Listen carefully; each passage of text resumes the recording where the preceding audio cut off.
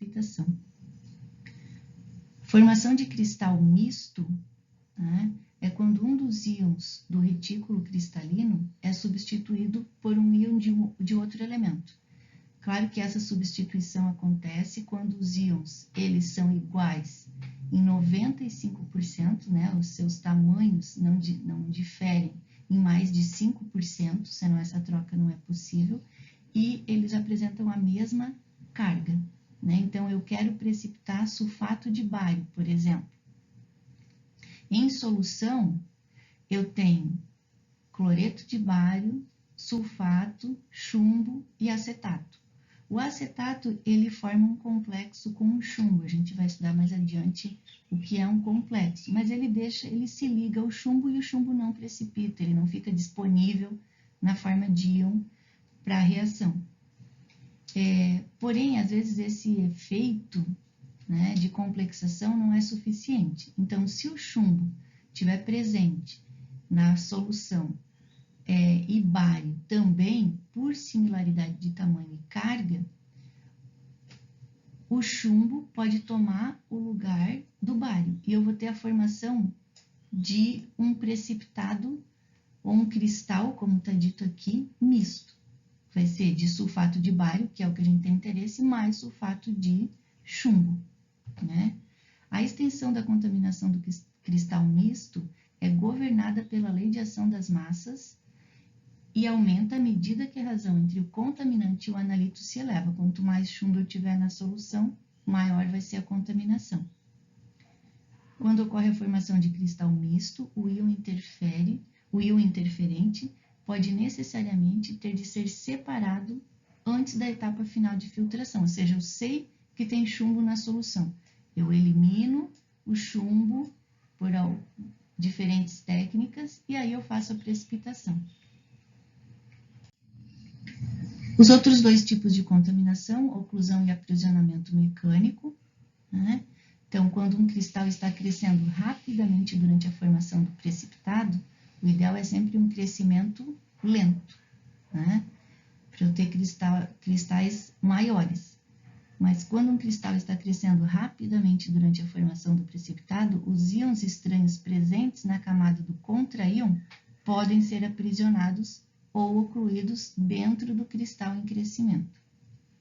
Como a supersaturação e a velocidade de crescimento diminuem à medida que a precipitação progride, a quantidade de material ocluída ela é maior na parte dos cristais que se forma primeiro.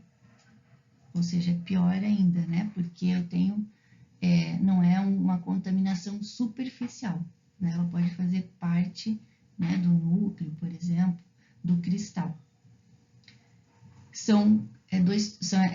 Esses dois tipos de contaminação são mais difíceis de tratar, né, do que as que a gente acabou de ver.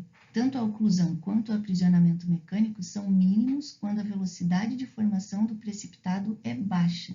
Então, por isso que a gente trabalha, né, com valor de Q pequeno ou S grande, como a gente já comentou. Ou seja, baixa concentração, alta solubilidade, representado por alta temperatura, né, alta temperatura não, mas uma temperatura mais elevada, diminuição do pH, com soluções diluídas, sob agitação, tudo isso é para a gente ter um crescimento lento do precipitado. A digestão reduz os efeitos desse tipo de coprecipitação, né? E pode ser usada, né? A rápida dissolução e a reprecipitação que ocorrem sob temperaturas elevadas de digestão abrem os invólucros e permitem que as impurezas escapem para a solução. Então, a temperatura aqui também pode ser usada em conjunto. E o ideal para a gente ter essa condição de baixa supersaturação, formação lenta do precipitado, seria a precipitação a partir de uma solução homogênea, ou seja, ao invés de adicionar solução precipitante, diluída lentamente, a gente tem dependendo do que se quer precipitar, existem alguns reagentes precipitantes que se formam em solução, normalmente por reação de hidrólise, né?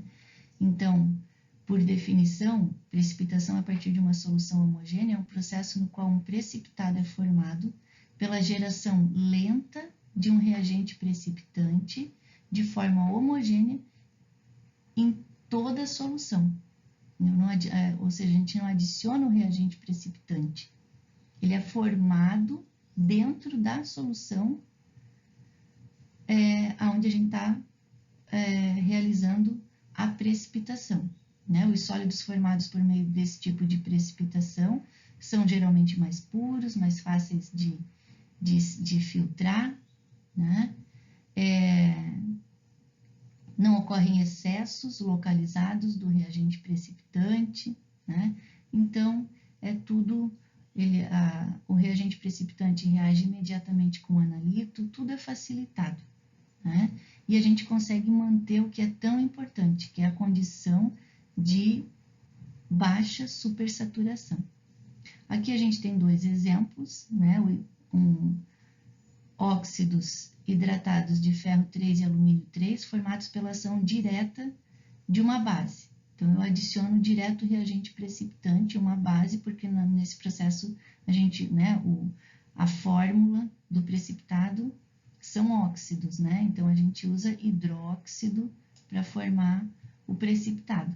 Então, adiciona uma base direto, né? E aí são formadas massas gelatinosas e volumosas que são fortemente contaminadas e difíceis de serem filtradas, o que aparece aqui.